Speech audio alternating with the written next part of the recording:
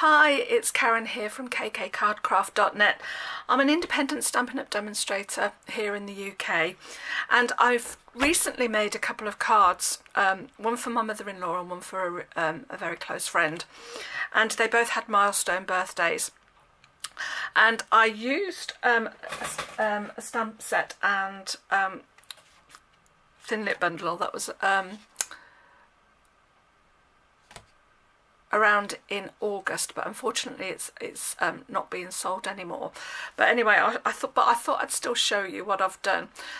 My friend, who was of a certain age, didn't really want to celebrate it, so I thought I wanted to put her age on it, but I wanted to hide it. So what I did was I hid it under the flap here, and it's a 6x6 card, and this is my mother-in-law's. She's here this weekend, so I've just borrowed this just to show you what I did. So this is what I made, and what I'm going to do is I'm going to show you another one, but using current stuff. Unfortunately, with the numbers again have retired, but I'm sure you'll be able to find something somewhere, or do something similar. Anything you want to hide. It could be a secret message maybe. Anyway, so I'm going to do a mail card this time, and I'm going to use the Rooted in Nature, and I've used this image here. And for the die sets, for the die cuts, I've used the layering oval dies, and I've used the largest and the next size down ovals, and you need 2 of those and 2 of those, and I'll show you why in a moment. So for my base, I've cut let's just bring that down a little. Whoops, wrong. So sorry about that, I had my batteries ran out. So as I was saying, I've used a 6x6 card base, so it's 6x12 scored down in the middle. Then I've used Very Vanilla, and that's 5 1/4 by 5 1/4, and then some more crumb cake, and that's 5 by 5, I believe. Yes, it is. It's 5 by 5. So that's the score base, and then I cut 2. As I said, I cut 2 of the same size. She says, perhaps I didn't. No, I cut a small one. Anyway, what I'm going to do is I'm going to use this because with the other one it just folded over the top, and it's not going to leave an awful lot of card space. So what I'm going to do is I'm going to stick this onto here, and then I'll be able to score it and then fold it over so I can stick it onto this card base here. And then I've already heat embossed the image that I wanted, and I've done it in copper on the Very Vanilla, and that will stick onto there like that. And then, as I say, I'm going to pop that onto there, and that's going to be on the inside of underneath the flap. That's the words I'm trying to say. Never mind. Oh dear, can't get any worms out. Anyway, as always, so what I'm going to do is I'm just going to score just the top of here, so it neatly goes over. I don't know if you can see that. And then what I'm going to do is I'm just going to stick that so that goes right up to the top there like that. Right, so I'll just put some glue just on that bit there.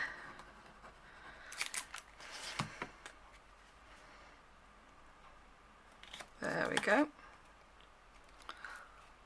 There we are. And I'll just leave that to dry. And then if you've noticed, the other card, I've got these triangular sections, and it's quite thick, and what I've done is I've folded the card into the triangle, and the paper I've used is called the Frosted Floral Speciality Designer Series paper, and it's got a lovely glimmer on it, and this is the one I've chosen to use today. There we go, it's nice and glittery, but it's just so pretty. I love this paper, it's absolutely lush, and it's beautiful, as I say, and it's all shiny and glittery, and it's all double-sided, and both sides have got that sheen on them. It's absolutely stunning, this paper. It's beautiful, absolutely beautiful. So what I've done is I've cut this paper into 2 rectangles, 4 by 3 inches, and I've scored it at 1 inch along the long side. All the measurements will be on my blog, and the connection to that will be in the description bar. And what I've done is she says I did score it. She says, yes, I did. There it is. So I'm just gonna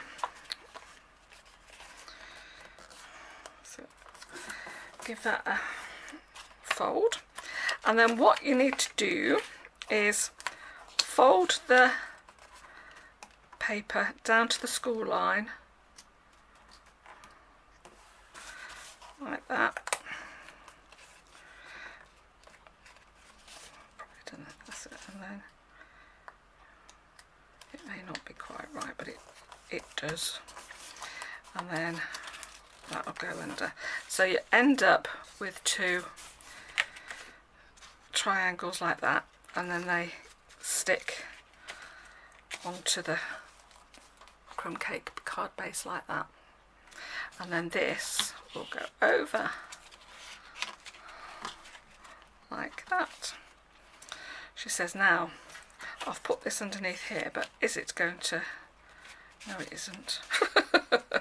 I thought this would work, but it obviously isn't. You obviously need quite a large die to be able to cover what you want to inside. But anyway, I'm going to carry on and see what happens.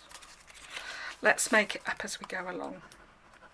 So I'll put some glue onto there. I'm just going to stick that down like that, and then I'll put some glue on that. I know it looks as though it's thick, but it just gives it a bit of a luxury feel when you touch it, because it's got some body to it, if you understand what I mean. There we go. I just thought, I've got those 2 cards, and I'll have a go at making one with another die, but I don't know whether I've got, with the dies that we've got, whoops, let's just wait till that's stuck down. I suppose what we could do is put that there, like that, and do it that way. There we go, that's what we'll do. So that'll cover there like that. Yes, it will work. Yes, there we go. And then what we've got to do is stick this piece of card onto the top there. I suppose what we could have done is just cut that down so it looked a little bit neater, but I don't think that hurts too much, to be honest with you. And then, with a few dimensionals, bear with me. I'm organised as ever. I've had my dimensionals out somewhere. Bear with me. Let's just open a new packet. That's the easiest thing to do, because I can't find it, because I'm so messy. As I say, I've just done this on the hoof, so I haven't really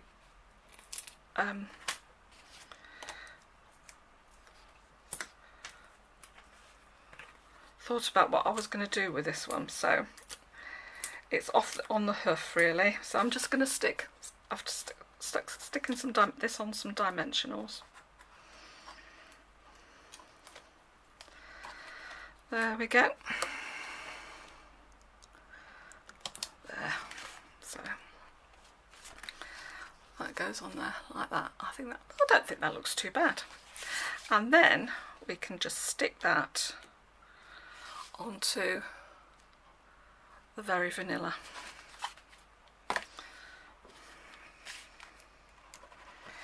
Bit of glue. This glue is wonderful because it sticks really well, and you don't need a huge amount. It does take a little bit longer but to dry, but at least you've got a little bit of wiggle room as well to get it right. There we are. She says that's why we need the wiggle room. I've just made it a bit wonky. There we go, that's straight. That, and then that will go on there like that. Now I popped my friend's name on there. I'm not going to put a name on here, but I may well put a sentiment on the front here. There we go. So for the inside bit then, I'm going to put the 80. And again, we'll just stick that on there.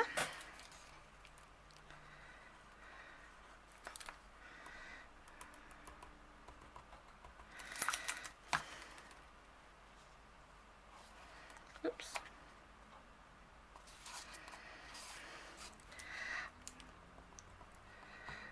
My mother-in-law lives in a retirement village, and she has got lots of 80th birthdays coming up, so I'm making this for her, so that she can give it to a gentleman who's got a birthday coming up in the retirement village. And then I'm going to put some more dimensionals on that one as well, just because that's a little bit higher there, and I put the rest of it glue just so that it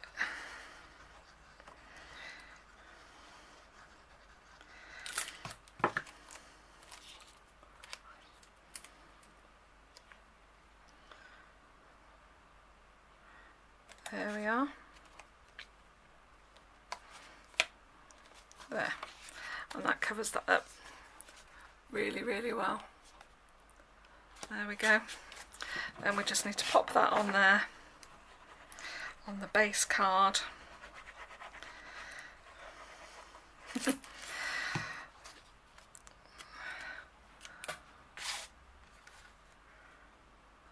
There we go. There. A hidden aged birthday card for a man. Let's see if you can see that. I think that looks all right. I don't think it needs any more twinkle and sparkle. I think there's just enough there. Anyway, have a good day and see you soon. Bye.